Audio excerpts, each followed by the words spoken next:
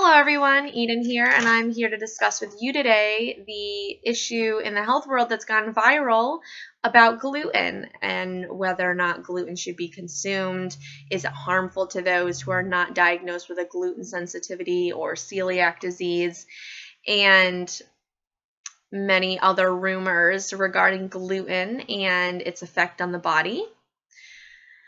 There are a handful of people who are on one side of the story and the other handful who are on the other side of the story. So we have studies saying that gluten is harmful no matter whether or not you're diagnosed with a sensitivity or celiac disease. And we also have a handful of individuals who state that research shows that gluten is not harmful and that unless you have gluten sensitivity, gluten is okay. Now, this is a tricky subject because so many food choices that prove to have many health benefits have gluten. However, other food choices that are also very healthy don't contain gluten. And we have research and evidence from individuals who have gone on and off the gluten diet, and many claim that when they don't include gluten in their diet, they feel great and they don't experience symptoms such as inability to concentrate, headaches, bloating, IBS, which is irritable bowel syndrome, So it's really hard to decide which of the fence to be on because we have so much evidence from each side that with all these studies suggesting one way or the other, sometimes it's hard to sort out and decide what's right for you. So I'm hoping to help clear up some of your questions today. So we'll start with what gluten is. Gluten is a bond of two molecules. We have glutenin and gliadin, and when the molecules bond together, they create an elasticity type texture. This is what gives pizza dough its stretchiness. It's what makes bread very doughy. It's what essentially makes wheat products and other foods such as pizza dough, bread, and related foods, gives it the texture that we like to have in those types of foods. Bread that has no texture and is dry and falls apart may not be as desirable as bread that is fresh out of the oven and very doughy and very stretchy, just like mom used to make. Now, gluten comes from the Latin word, it means glue, so sticks true to its name, no pun intended. And you'll find gluten it's a protein found in wheat, so any food that has wheat in it, such as Weetabix, which is a whole grain cereal, these types of foods have gluten because they are derived directly from wheat. However, products such as rice noodles do not have any gluten in them because rice and wheat are not in the same family. Other forms of grains that contain gluten are barley and rye, and a grain that does not contain gluten that you may have heard of is amaranth. Now, certain foods are half and half. It really depends on the type you get. Some brands make versions of these foods that are not gluten-free or that are.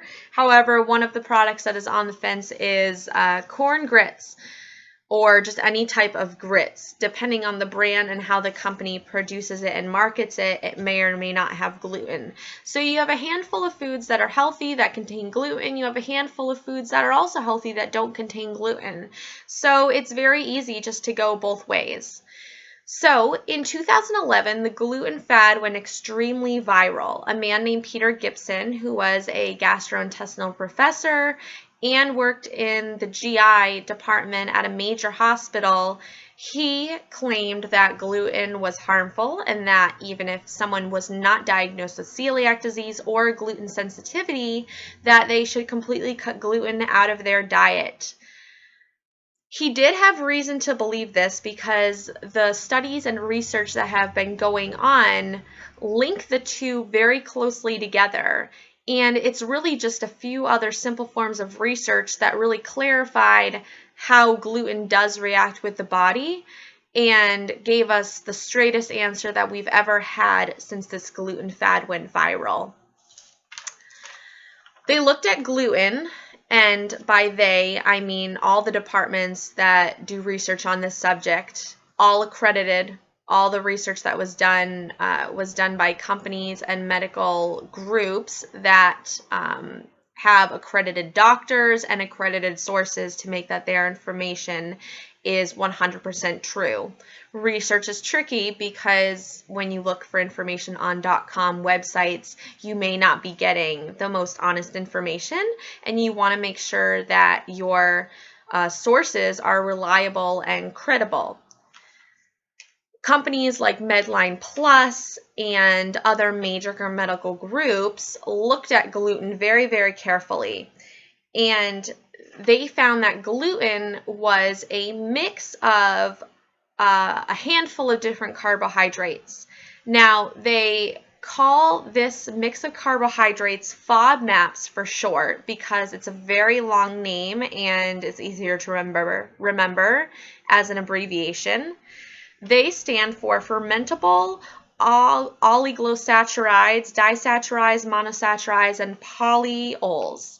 Now, the carbohydrates that I just named that end with arides, such as the saccharides, disaccharides, and monosaccharides, those are sugars, essentially. And sugars are all forms of carbohydrates. So there are some sugars that are made up of multiple bonds that are digested through the body a little bit quicker than other sugars.